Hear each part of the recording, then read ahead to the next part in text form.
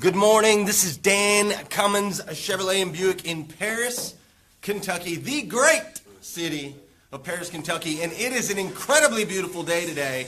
And I completely understand that you struggle. And I can tell you, I know why you struggle. And we're about to break it down for you. I'm going to give you some tips, some tricks, some awesome stuff this morning. Dan Cummins, Chevrolet and Buick in Paris, Kentucky. Let's get this Saturday rolling. Good morning, everybody. Good morning.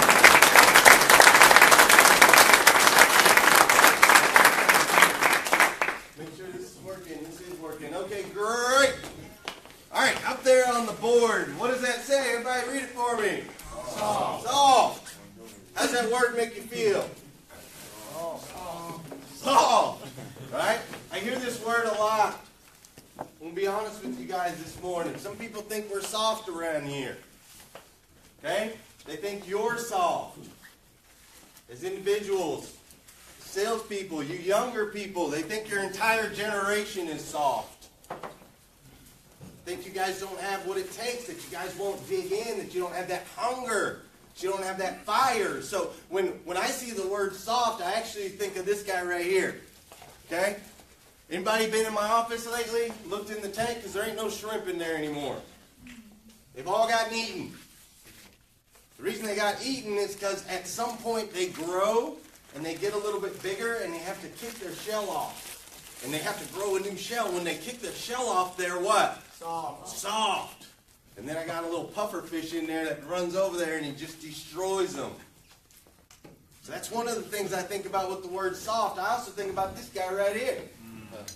Nice little jelly donut, right? It's nice, crisp on the outside, looks good, solid, right? It's this big solid donut. You bite into it and what's in the middle is just soft, right? Just kind of falls apart. There's nothing in its core. There's no content there. There's nothing to build on because it's soft. So I've got people saying that you are soft. That's what I've been told. We're the #2 dealership in the freaking country.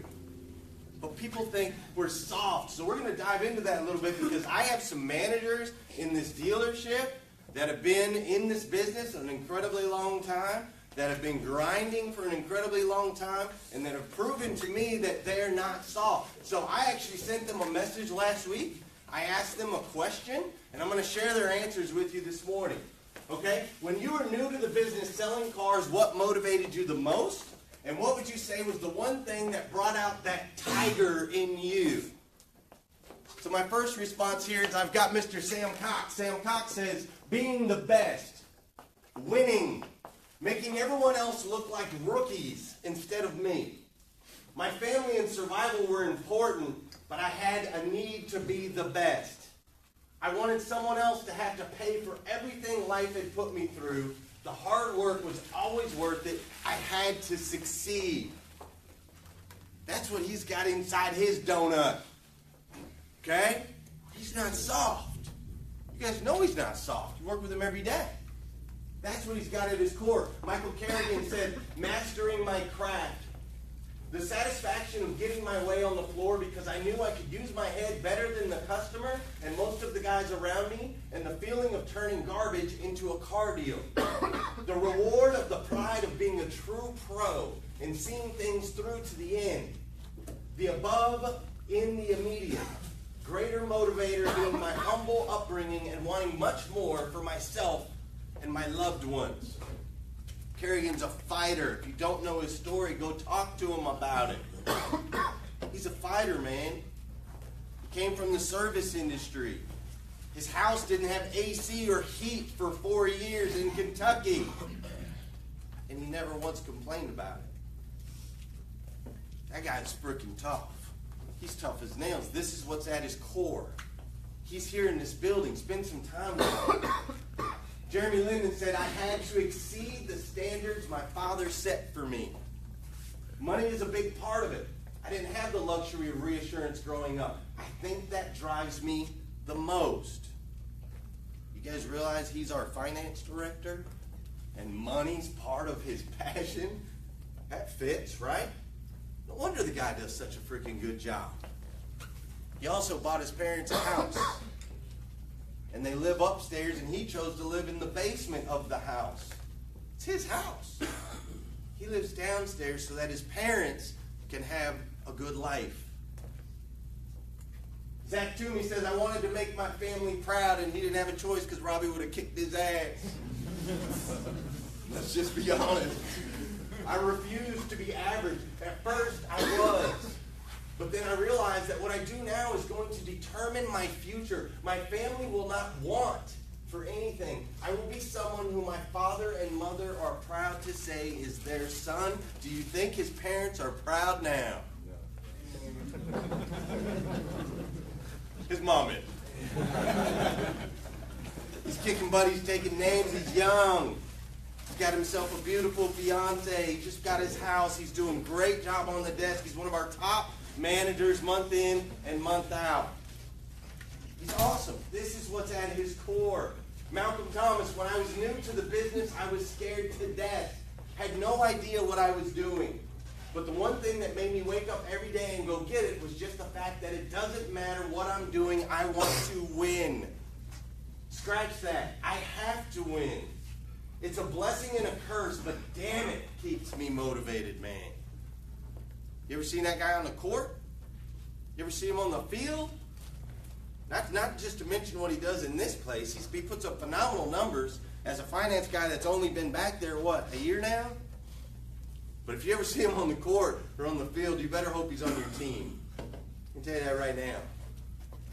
The kid's got it right here in the core. Zach Banks, I was really, really interested in the business. It was something I always wanted to do. So my interest alone is why I tried so hard to just learn the business. Then when I seen the money and the lifestyle it would allow me to provide my family with, I was completely hooked.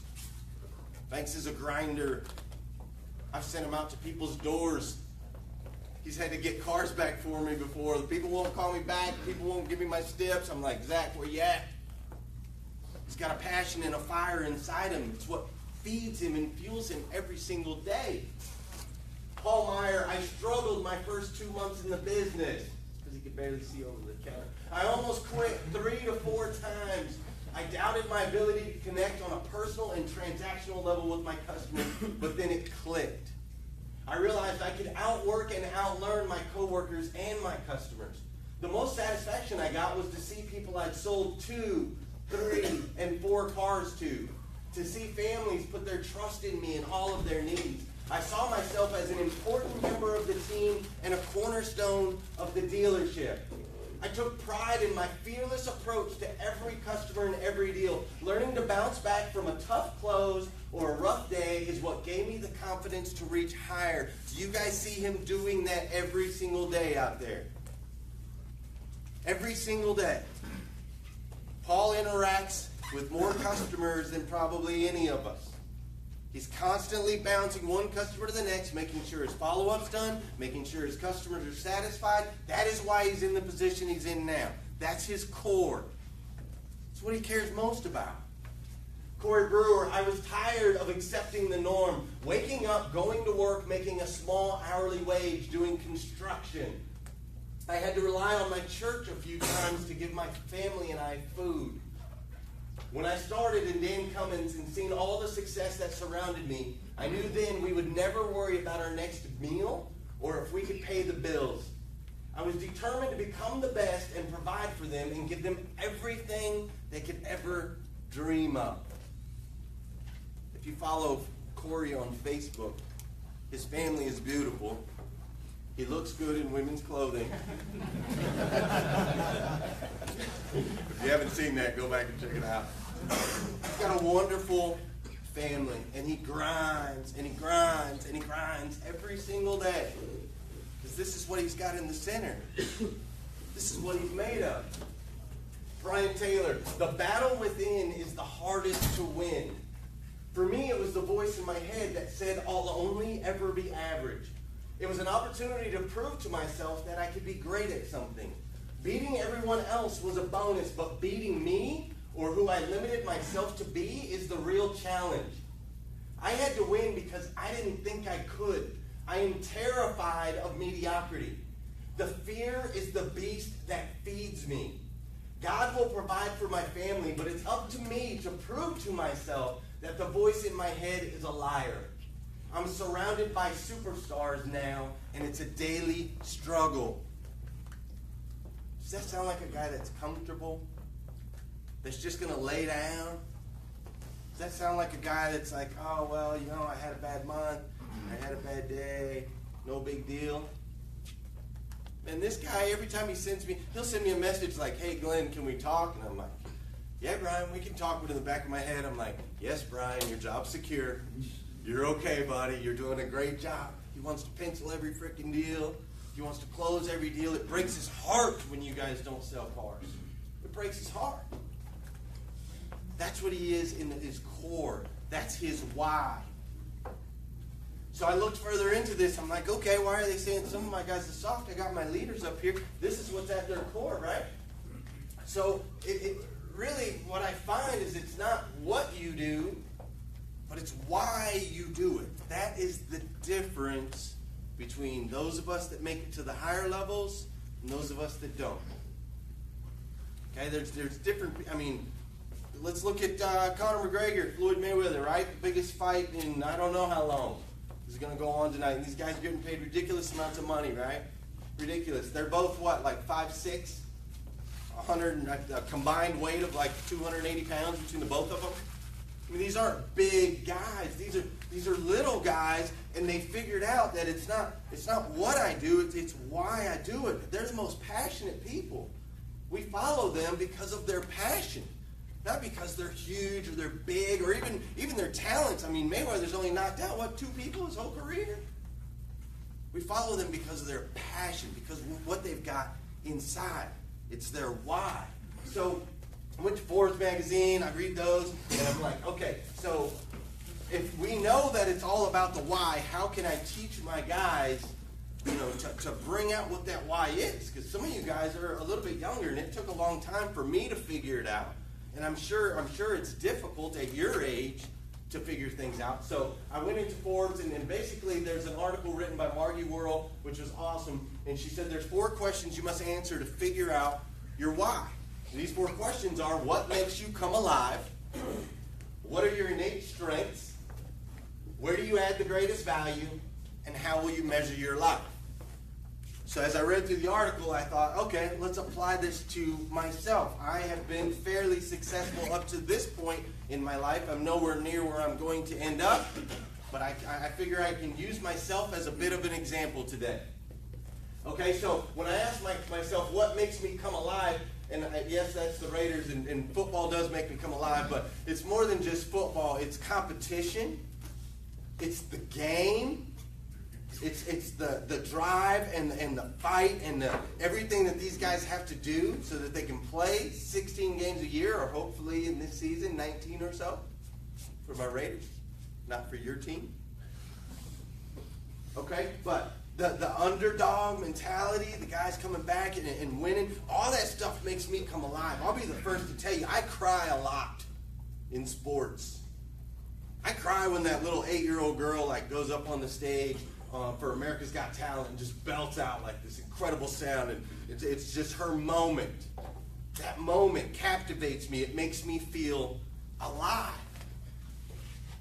Helping other people find the greatness in them makes me feel alive.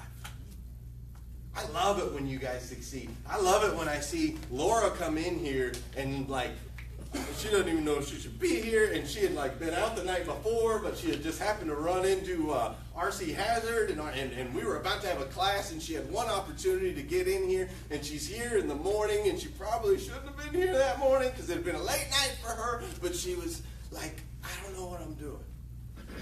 I don't know if I'd be here. So we bring her in, and we train her, and we teach her, and we put her out on the floor, and yesterday she sells 3. I don't think you got 4, did you? Yesterday she sells 3 cars. On a Friday. She's got 20 plus cars out right now. She's killing it. That makes me feel alive. That makes me feel awesome. You're doing a great job. Keep it up. This dealership, the automobile industry, cars, they make me feel alive. I love it. That's why I'm driving you guys, you guys know I want Hellcats. I like speed. I like cars. Don't like Challengers because they give me flat tires on the way home. did last night. I went and drove that red one you told me to drive. It's sitting in my driveway right now with a flat tire. I'm here in the Suburban. But I love cars and I love the auto industry and I love the fact that we get to interact with so many different people every single day. We don't know what today holds. We don't know, I mean, golly, we work 12-hour days, 13-hour days, 14-hour days. I'll look at the clock and it'll be 4:30 and I'll think, man, there's some people that are like going home right now. Our day's just getting started. But the 12 hours flies and the 13 hours flies and the days fly and the weeks fly because this place makes me feel alive. I love it here. Speaking, communicating in the written word makes me feel alive. I love getting in front of you guys and talking and communicating. I love writing. I just love the written word. I love listening to great speakers like Martin Luther King and Jim Rohn and the Tony Robbins and the Grant Cardones. I love listening to it because words make me feel alive. So then I asked myself the next question, what are some of my innate strengths? Well, it says up here, a mad person sees what isn't there, a visionary sees what isn't there yet. I believe myself to be a visionary. I have this innate ability to look far into the future. I see big, grand pictures. I dream large. It's just natural for me. I'm blessed with that. I can see where this dealership's gonna go. I can tell you we're going to sell 100,000 cars one year. I don't know what year yet, but we're going to sell 100,000 cars one year. So I have that innate quality. I also have this innate ability to, I have no idea what's going to happen, but I'm going to love it. I can be spontaneous and I can be positive in pretty much all situations. You guys know, right? My attitude's usually pretty good. Most of the time. Sam can get on my nerves every once in a while. But other than that, I'm pretty good, right? That's just an innate ability that I have. I don't see problems, I see solutions. All the time. Customer's upset, they've got something going on, we got an issue over here. I don't dwell on problems. I don't care about the problem. How are we going to solve it? Zach was on the phone yesterday trying to figure out we did nothing wrong. This customer's upset anyway. He's trying to prove that we did nothing wrong. Screw that. Screw the problem. What's the solution? How do we fix it? That's how my mind works. It's an innate ability of mine. I'm lucky to have that. I love to be, not love, but I have a strength in speaking and communicating and the written word. I can use it well. I can get my point across. I can talk to you guys. I can teach. I can train. I can educate. I can do all those things innately. And I love numbers. Pretty good with numbers most of the time, right? It's a little early today. We'll try something real quick. Give me a 3-digit number. 315. Give me a pen that works. 315. Give me another 3-digit number. 798. 798. He's going to make it hard on me. What is that? 1113? You guys adding? Yeah. Is that right? Huh? Okay, 1113. Okay, good. So I still got it. Okay? Good with numbers. I hope that's right. It's on camera. Okay. So I love my numbers, right? It's an innate ability that I have. I can see numbers pretty well. So these are some of my innate strengths. Now, I got to ask myself, where do I add the greatest value? Okay, I'm here in the dealership. Where can I add the greatest value? Well, as far as like branding, I have the ability to see some visions and I have good moral values and I understand mission. So I think I can add value to the dealership by casting the vision, right? By branding the dealership, by doing the Facebook Lives and the social media and making sure to put up the posts and so on and so forth. I feel like I can add a lot of value to the company by doing that. I feel that way. I also feel like I can add a lot of value to the company if I'm in front of customers. I need to be customer facing, right?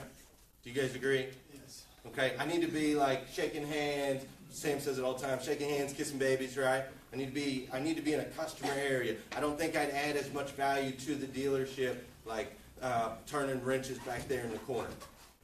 There's guys that's where they add value. I don't think I'm necessarily that guy. I don't really like to get my hands dirty. Okay, so I think I add more value being in front of the customer. I can add value by training, holding meetings like this, educating you guys, teaching you everything I know, because I've been around this a long time. I've been doing this a long time, and I've read lots of books and done lots of studies. I got lots of experiences. I'm around a lot of people. I know how to extract information out of them, so I feel like I can add value to the company by training you guys.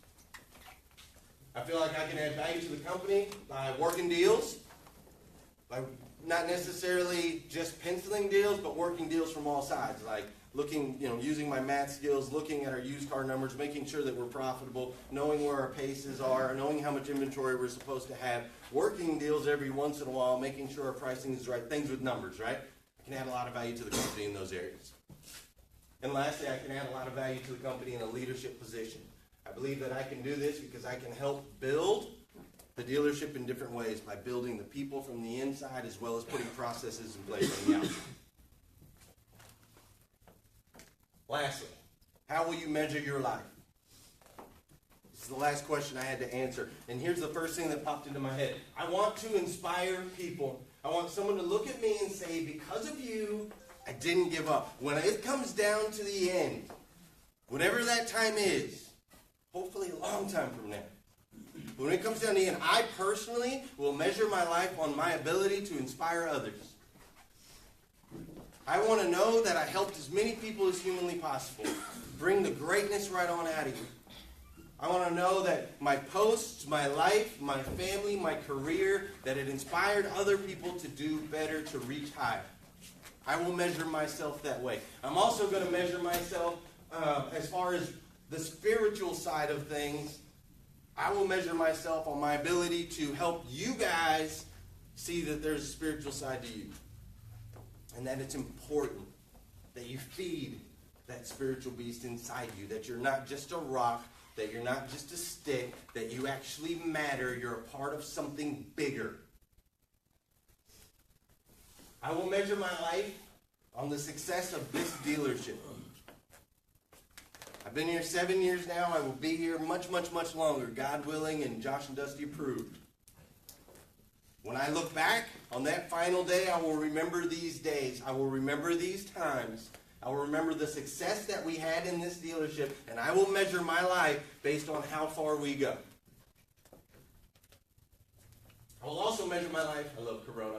I will measure my life on my experiences and the ability with which I allow my family to live.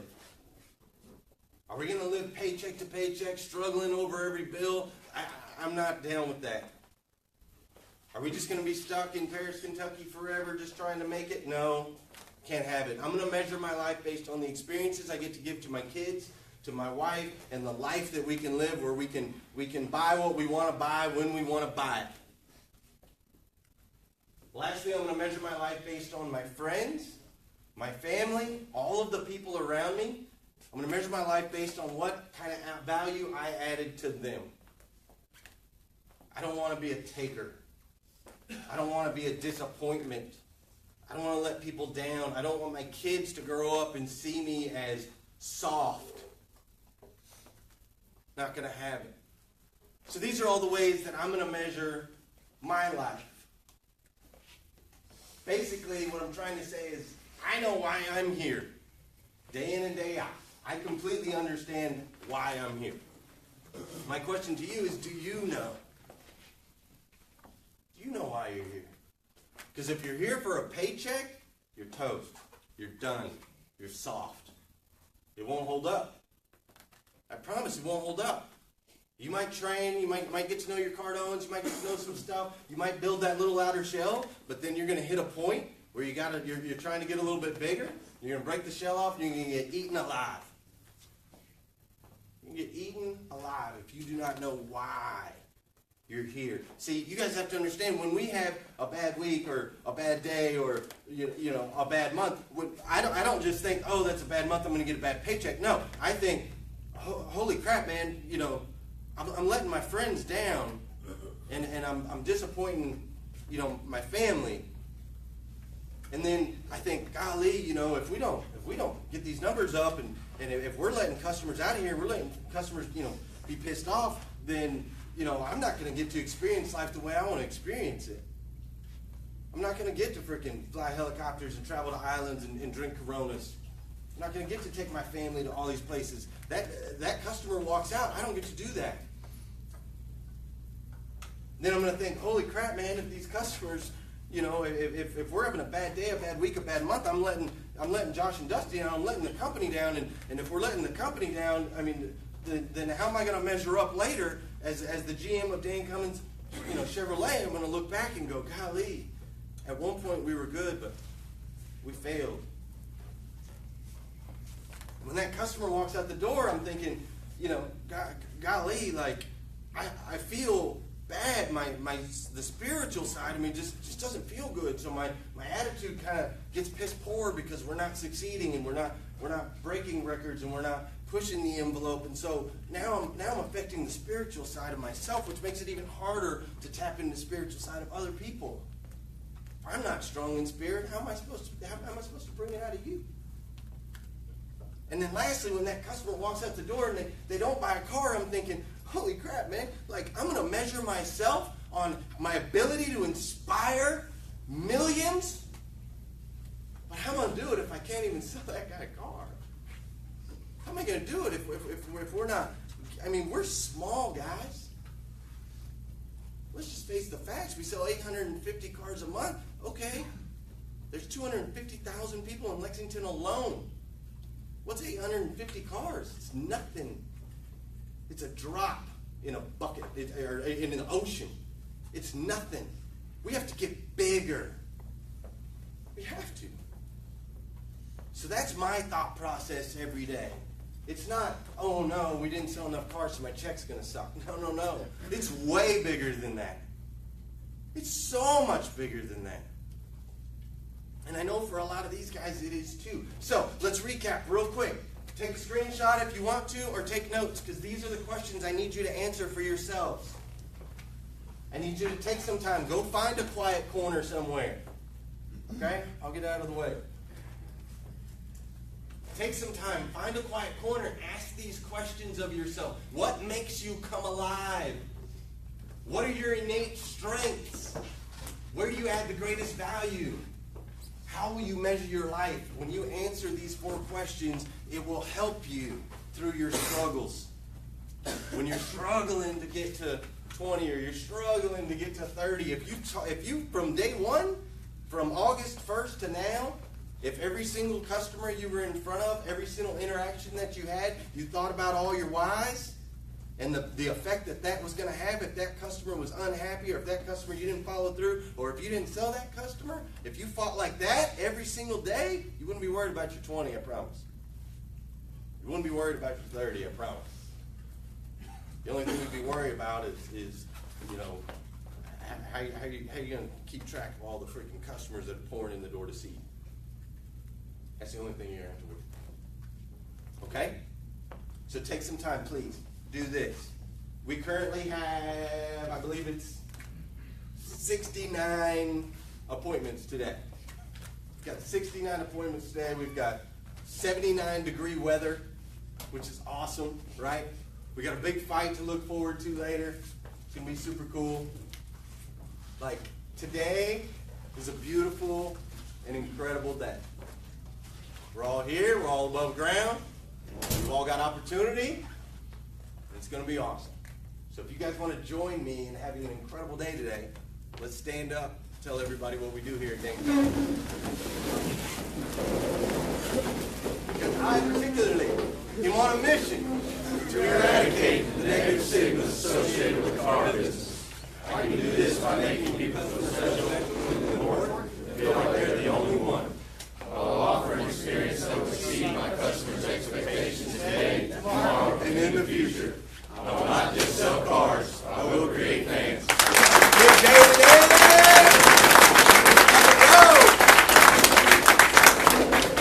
I'm going to keep you guys in here so I can talk to you guys. Hey guys, thank you. Hey, thanks Marco, man. I really appreciate that. Hey guys, do me a favor. If you think somebody needs to hear this message or could use this message, share it. Let's share it, man. Let's spread the positivity. You got so much going on in the world right now. You got all the racist stuff and all the media stuff, and it's just all this negativity. We need to spread some more positivity and give some people some answers, man. Give them some direction on how they can change their lives, how they can turn it into a positive thing. So thank you guys for tuning in. Dan Cummins, Chevrolet and Buick in Paris, Kentucky. If you need a ride, I got 2,000 of them out there. If you want absolute VIP service and VIP treatment, this is the place to come. We don't get behind the doors. We don't sit behind the walls and talk about how to beat on our customers. We figure out how we can be better for you. So thank you guys for tuning in. I'm going to go out there. Yes, 69 appointments. I'm going to go out there, sell a bunch of cars, and I'll see you guys later for the fight.